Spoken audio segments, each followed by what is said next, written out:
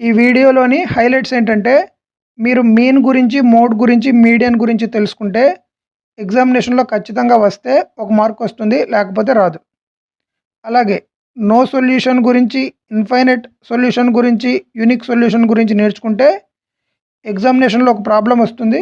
లేకపోతే రాదు. అంటే చాలా ఇంపార్టెంట్. వస్తే వస్తాయి. లేకపోతే ఇంక రావు. అలాగే ట్రయాంగిల్, రాంబస్, స్క్వేర్, రెక్టాంగిల్ గురించి కూడా నేర్చుకోండి. ఈ రాంబస్ మీద 2018లో జరిగిన ఏఎల్‌పీలో టోటల్ ఒక 27 పేపర్లు అయితే 20 పేపర్‌లో ఉన్నాయి క్వెషన్‌లు. సో అంత ఇంపార్టెంటు. కొంచెం ఫోకస్ చేసి వినండి. ముందుగా వన్ సొల్యూషన్ గురించి, ఇన్ఫైనైట్ సొల్యూషన్ గురించి, ఆ తర్వాత నో సొల్యూషన్ గురించి నేర్చుకుందాం. కొంచెం మీరు అబ్జర్వ్ చేస్తే చాలు, ఏమీ చేయక్కర్లేదు. ఊరికనే వస్తే ఒక మార్క్ వస్తుంది ఎగ్జామినేషన్‌లో. వన్ సొల్యూషన్ అంటే A1/A2 not equal to B1/B2. Infinite solutions అంటే ఇన్ఫైనైట్ అంటే ఏంటి? దానికి ఇంకా అంతం ఉండదు. అది అలా వెళ్తూనే ఉంటుంది. So A1/A2 equal to B1/B2 equal to C1/C2. దీన్ని ఇన్ఫైనైట్ సొల్యూషన్ అంటారు. ఇక నో సొల్యూషన్ అంటే A1/A2 equal to B1/B2 not equal to C1/C2. ఈ మూడు మీరు కనుక గుర్తుపెట్టుకోగలిగితే స్క్రీన్ షాట్ తీసుకోండి. ఖచ్చితంగా ఒక మార్క్ అయితే వస్తుంది. పేపర్ కనుక కొంచెం ఈజీ లెవెల్లో ఉంటే ఖచ్చితంగా ఒక మార్క్ అయితే పడిపోతుంది. ఎగ్జాంపుల్ ఒక సమ్ చెప్తాను చూడండి. x - 3y - 3 = 0 ప్లస్ తీసుకుందాం అన్నిటికీ. దీన్ని మీరు a1x plus b1y plus c1 అనే ఈక్వేషన్తో కంపేర్ చేయండి. ఇప్పుడు a1 అంటే x పక్కన ఏమీ లేదు కదా, a1 = 1. b1 అంటే y పక్కన ఉన్న 3, c1 అంటే 3. అలాగే ఇంకొక ఈక్వేషన్ ఇస్తాడు మీకు ఎగ్జామినేషన్లో, 3x ప్లస్ 9y - 2 = 0. దీన్ని కూడా a2x plus b2y plus c2 = 0తో compare చేయండి. a2 అంటే 3, b2 అంటే 9, c2 అంటే 2. ఇప్పుడు చూడండి, a1/a2 చేయండి, 1/3 = b1/b2 చేయండి, 3/9 = c1/c2 చేయండి, 3/2. ఇక్కడే అయిపోతుంది. ఇది 3 ఎక్కంలో ఒకసారి, ఇది 3 సార్లు. చూడండి, 1/3 = 1/3, a1/a2 = b1/b2. సో ఇది కాదు. అలాగే ఈ 1/3 = 3/2 అవ్వదు కదా. సో ఇక్కడ నాట్ ఈక్వల్ టు ఎక్కడుంది? ఇది నో సొల్యూషన్ అని అర్థం. అర్థమవుతుంది కదా ఎలా చేయాలో. సో మీరు గుర్తుపెట్టుకోవాల్సింది ఏంటంటే ఈ 3 ఫార్ములాస్ని అలా బై హార్ట్ చేయండి. స్క్రీన్ షాట్ తీసుకోండి. రోజు ఒకసారి అలా చూస్తూ కూర్చోండి. మోడ్ అంటే ఏంటమ్మా? రిపీటెడ్ వాల్యూని ఏమనాలి? రిపీటెడ్ వాల్యూని మోడ్ అనాలి. అంటే అది ఎక్కువ సార్లు వస్తే దాన్ని మోడ్ అనాలి. చూడండి, 1, 10, 4, 5, 6, 1, 7, 1, 9, 1, 10, 1, 2, 1. వీటిల్లో మోడ్ ఏది అని అడిగితే రిపీటెడ్ వాల్యూ కదమ్మా. ఈ కింద ఉన్న సెట్లో రిపీటెడ్గా ఉన్న నెంబర్ ఏంటో చూడండి, 1, 1, 1.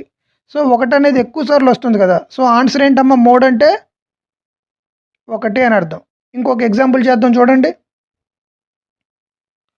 2, 3, 4, 2, 2, 3, 4, 5, 2, 6, 2, 7, 9, 2. వీటిలో రిపీటెడ్గా ఉన్న నెంబర్ ఏంటో కింద కామెంట్ చేయండి. అదే ఆన్సర్. దాన్ని ఏమనాలి? రిపీటెడ్గా ఉన్న నెంబర్ని మోడ్ అనాలి. ఇప్పుడు మీడియన్ అని ఇంకొకటి ఉందమ్మా, దాన్ని కూడా నేర్చేసుకోండి. మీడియన్ గురించి తెలుసుకోవాలంటే 2 ఫార్ములాస్ ఉంటాయమ్మా. ఒకటి ఆడ్, ఇంకోటి ఈవెన్. నేను మీకు ఫార్ములాస్ చెప్తాను. ఫార్ములాస్ లేకుండా ఎలా గుర్తుపెట్టుకోవాలో చెప్తాను.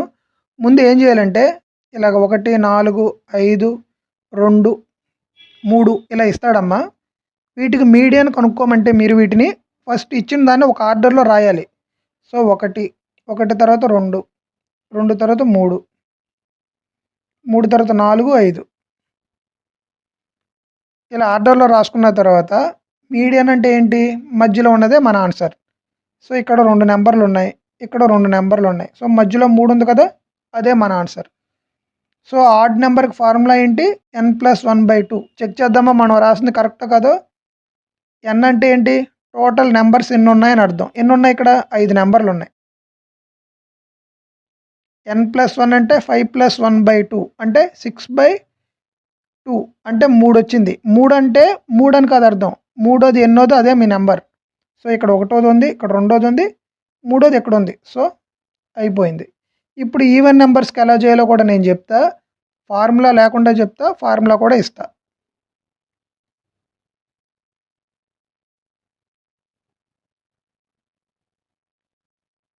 మూడు, 5, 7, 8, 8, 14, 19, 23 ముందు ఎన్ని నంబర్లు ఉన్నాయో కౌంట్ చేయడానికన్నా ముందు అసెండింగ్ ఆర్డర్‌లో ఉందో లేదో చెక్ చేయండి. 3 తర్వాత 5, 7, 8, 8, 14, 19, 23 సో, అన్నీ కరెక్ట్‌గా ఇంక్రీజింగ్ ఆర్డర్‌లోనే ఉన్నాయి. ఇప్పుడు మనం సమ్ చేయాలి. ఎన్ని నంబర్లు ఉన్నాయి? 2, 4, 6, 8 సో, ఈవెన్ నంబర్స్ ఉన్నాయి. ఈవెన్ నంబర్స్ ఉన్నప్పుడు ఏం చేయాలి? ఇందాకటిలాగానే స్టార్టింగ్ ఇక్కడ ఒక 2 నంబర్లు ఉన్నాయి. ఇక్కడ 2 నంబర్లు ఉన్నాయి. పక్కకు తీసేసా. తర్వాత 4 నంబర్లు ఉన్నాయి కదా! ఇక్కడ ఒక నంబర్‌ని పక్కకు తీశాను. ఇక్కడ ఒక నంబర్‌ని పక్కకు తీశాను.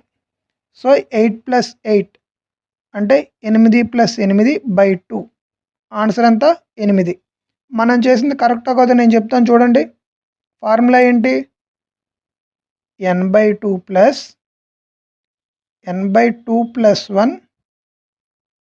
1/2 n/2 అంటే మొత్తం 8 నంబర్లు ఉన్నాయి. 8/2 అంటే n/2 అంటే 4 n/2 + 1 అంటే 5/2 4 అంటే ఫోర్త్ నెంబర్ ఏది? 1, 2, 3, 4 అంటే 8 ప్లస్ ఫిఫ్త్ అంటే ఫిఫ్త్ నెంబర్ ఏది? ఇక్కడున్న ఇంకొక 8/2 16/8 16/2 అంటే 8 వస్తుంది. ఇందాకడ మనకు వచ్చింది అదే కదా! మీకు ఎలా నచ్చితే అలా చేయండి. ఫార్ములా గుర్తుపెట్టుకోండి. లేదనుకుంటే ఫార్ములా లేకుండా కూడా ఎలా చేయాలో చెప్పాను. ఆ విధానాన్ని గుర్తుపెట్టుకోండి. ఎగ్జామినేషన్‌లో ఎలక్షన్ మీద ఎలాంటి ప్రశ్న వచ్చినా మీరు నేను చెప్పిన మోడల్స్ కొంచెం ప్రాక్టీస్ చేస్తే సరిపోతుంది. ఇన్ అన్ ఎలక్షన్ 2 క్యాండిడేట్స్ ఉన్నారంట. ఒక క్యాండిడేట్‌కి 60% ఓట్స్ వచ్చినాయంట. అలా ఒక క్యాండిడేట్‌కి 60% ఓట్స్ వస్తే అంటే విన్నింగ్ క్యాండిడేట్‌కి 60 అప్పుడు ఓడిపోయిన క్యాండిడేట్స్‌కి ఎన్ని వస్తాయమ్మా? 40%. మెజారిటీ 14,000 అంట. మెజారిటీ అంటే ఏంటి? ఓడిపోయిన వాడు గెలిచిన వాడికి మధ్య ఉన్న డిఫరెన్స్. అంటే 60లోంచి 40 తీస్తే ఈ 20% అనేది 14,000 అంట. The number of winning candidates. Winnowing candidates అంటే 60 కదా! సో, 60కి ఎంత? 60లో 60 3 సార్లు. సో, 14 మూడులు ఎంత? 42. ఇక్కడ ఉండదు. నన్ను పెట్టాలి. మనం చెప్పేటప్పుడు ఎగ్జామినేషన్‌లో అయితే కనుక ఆన్సర్ ఉంటుంది. కేవలం నన్ను పెట్టడానికి కారణం ఏంటంటే గెస్ కొట్టకుండా, మల్టిప్లికేషన్ రూల్స్ వెతకకుండా కాన్సెప్ట్ నేర్చుకుంటారని ఉద్దేశం మాత్రమే. In an election there were only 2 candidates. One of the candidates secured 40% of the votes. ఒక అతనికి 40% ఓట్స్ వచ్చినాయంటమ్మా. అలాగే డిఫీటెడ్ బై అదర్ క్యాండిడేట్స్. ఒక అతనికి 40% వచ్చినట్టు, ఇంకొక అతనికి ఎంత వచ్చినట్టు? 60%. ఎందుకని? టోటల్ 100% కాబట్టి. And 298 defeated by the 298 votes అంటే డిఫరెన్స్ ఇచ్చాడమ్మా. 60కి 20కి డిఫరెన్స్ 20% అనేది 298. అడిగింది టోటల్ నెంబర్ ఆఫ్ ఓట్స్ అంటే 100కి ఎంత? ఇందాకట అడిగింది విన్నింగ్ పర్సంటేజ్. ఇప్పుడు అడిగింది టోటల్ నెంబర్ ఆఫ్ ఓట్స్. చూడండి 20లో 100 5 సార్లు 298 ఐదులు మీకు కావాలి. ఎంత? 1490. 8% of the voters in the election did not caste there oats. 8% మంది అసలు ఓటింగ్‌లో క్యాస్ట్ చేసుకోలేదంట. అంటే మొత్తం 100% అనుకుందాం. 8% తీసేస్తే ఎంత వచ్చినట్టు? 92%. In the selection, there were only 2 candidates. Winning candidate obtained 48%. విన్నర్కే 48% వచ్చినట్ట. అప్పుడు లోజర్కి ఎన్ని వచ్చినట్టు? 52 అనకూడదు, మొత్తం 100 కాదు, ఇక్కడ మొత్తం 92%. సో ఒకడికి 48 అంటే ఇంకొకడికి ఎంత వచ్చినట్టు? 44 వచ్చినట్టు. 48 + 44 కలిపితే 92 కాబట్టి. And defeated by 1100 votes. వీళ్ళిద్దరి మధ్య డిఫరెన్స్ ఇచ్చాడు మళ్ళీ.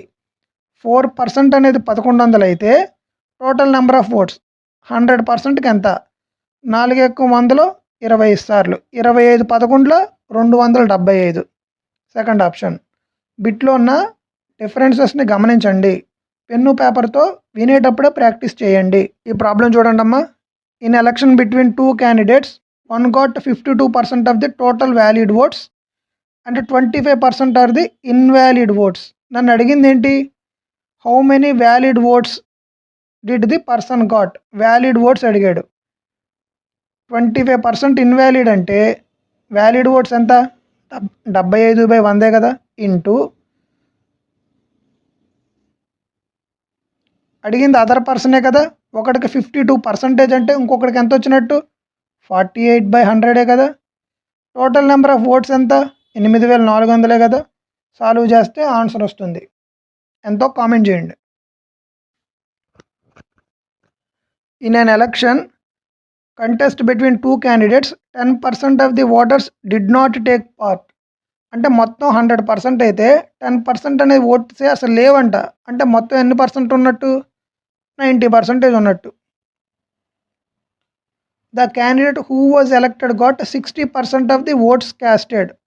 చూడండి, ఒకటికి 60% ఓట్స్ వచ్చినాయంట. అంటే 60/100 ఇంటూ టోటల్ ఎంత? 90% కదా, ఇంటూ టోటల్ నెంబర్ ఆఫ్ ఓట్స్ని మనం ఎక్స్ అనుకుందామా. సో ఒకటికి ఇన్ని ఓట్లు వచ్చినాయి, ఇంకొకటికి ఎన్ని ఓట్లు వస్తాయి? ఒకటికి 60% అంటే ఇంకొకటికి 40% వస్తాయి. 40% కూడా మొత్తం పోలేని ఓట్లేని 90%. టోటల్ ఓట్స్ని ఎక్స్ అనుకున్నాం. అయితే if he got 180 more then, అంటే ఈ రెండింటి మధ్య డిఫరెన్స్ ఎంత అన్నాడు? 180 అన్నాడమ్మా. Find the total number of voters అంటే ఎక్స్ కనుక్కోవాలి. కొంచెం అబ్జర్వ్ చేయండి, సింగిల్ షాట్లో అయిపోతుంది. ఇది 60/100 ఇంటూ 90/100, ఇది 40/100 ఇంటూ 90/100. సో డిఫరెన్స్ ఏమొస్తుంది? 60, ఇక్కడ 40 ఉంది కాబట్టి 20/100 into 90/100 into X equal to 180.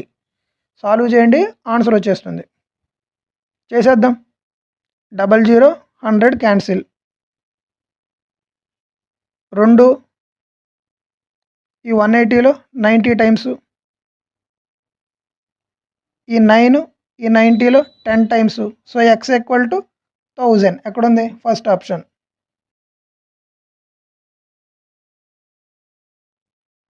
అలాగే నెక్స్ట్ ట్రయాంగిల్ అమ్మ. ట్రయాంగిల్ గురించి ఒక వీడియో అయితే చేశాను, ఆ వీడియోని మొత్తం చూడండి, సరిపోతుంది, కన్ఫామ్గా సరిపోతుంది.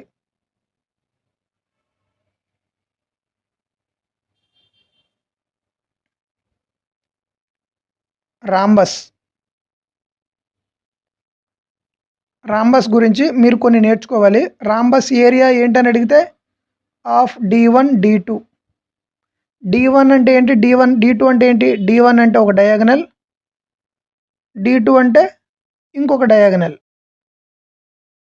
రాంబస్ యొక్క సైడ్ని మనం ఏ అనుకుంటే 4a² equal to D1² plus D2². ఈ ఒక్క ఫార్ములా మీద ఏఎల్పి అండ్ టెక్నీషియన్ పేపర్లో 2018లో జరిగిన పేపర్లో 20 నుంచి 22 బిట్లు వచ్చినాయి ఈ ఒక్క ఫార్ములా మీద. కాకపోతే ఈ ఫార్ములాతో పాటు ఇంకొక చిన్నది నేర్చుకోవాలి. అదేంటంటే ఇక్కడ D1 ప్లస్ D2² ఉంది కదా, దీన్ని కాసేపు a² ప్లస్ b² అనుకోండి. D1² plus D2², a² plus b² అనుకుంటే ఏమవుతుందమ్మా? a plus b. ఇలా కాదు, వేరేలా చెప్తా. ఇంకొక ఫార్ములా ఉంది, జాగ్రత్తగా నేర్చుకోండి అమ్మా. D1² plus D2² equal to square root of 4a² plus 2d1d2. ఈ ఫార్ములా నేర్చుకోండి, ఖచ్చితంగా వస్తే ఒక బిట్ వచ్చేస్తుంది. రాంబస్ మీద క్వశ్చన్స్ కనుక పడితే ఈ 3 ఫార్ములాసే ఉన్నాయి, ఇంకా వేరే ఫార్ములా వేరే కాన్సెప్ట్ ఏమీ లేవు. సో ఈ 3 ఫార్ములాస్ మైండ్లోకి వచ్చేసేయాలి. స్క్రీన్ షాట్ తీసుకోండి. అలాగే టెలిగ్రామ్ ఛానల్లో పీడిఎఫ్ కూడా ప్రొవైడ్ చేస్తా.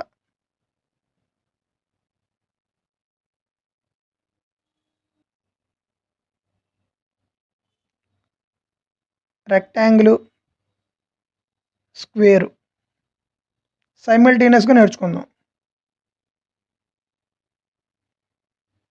ఇది రెక్టాంగిల్, ఇది స్క్వేర్. స్క్వేర్ యొక్క సైడ్ని ఏ అనుకుంటాం. రెక్టాంగిల్కి లెంత్ బ్రెడ్త్ ఉంటాయి కదమ్మా. సో ఇది లెంత్, ఇది బ్రెడ్త్. స్క్వేర్ ఏరియా ఫార్ములా ఏంటి? Side square. రెక్టాంగిల్కి ఏరియా ఫార్ములా ఏంటి? Length into breadth. స్క్వేర్కి డయాగనల్ ఉంటుంది కదా, స్క్వేర్ డయాగనల్ ఫార్ములా ఏంటి? √2a. ఏ అంటే సైడ్. అలాగే రెక్టాంగిల్కి డయాగనల్ ఉంటుంది కదా, రెక్టాంగిల్ డయాగనల్ ఫార్ములా ఏంటి? √L² plus b². ఏంటిది? ఇది డయాగనల్. స్క్వేర్కి పెరిమీటర్ ఫార్ములా ఏంటి? 4a. రెక్టాంగిల్కి పెరిమీటర్ ఫార్ములా ఏంటి? 2 ఇంటూ లెంత్ ప్లస్ బ్రెడ్త్. వీటిలో నుంచే వస్తాయి బిట్లు. మీకు స్క్వేర్ అడిగినా రెక్టాంగిల్ అడిగినా ఇంకా వేరే ఫార్ములాస్ అంటే ఏమీ ఉండవు.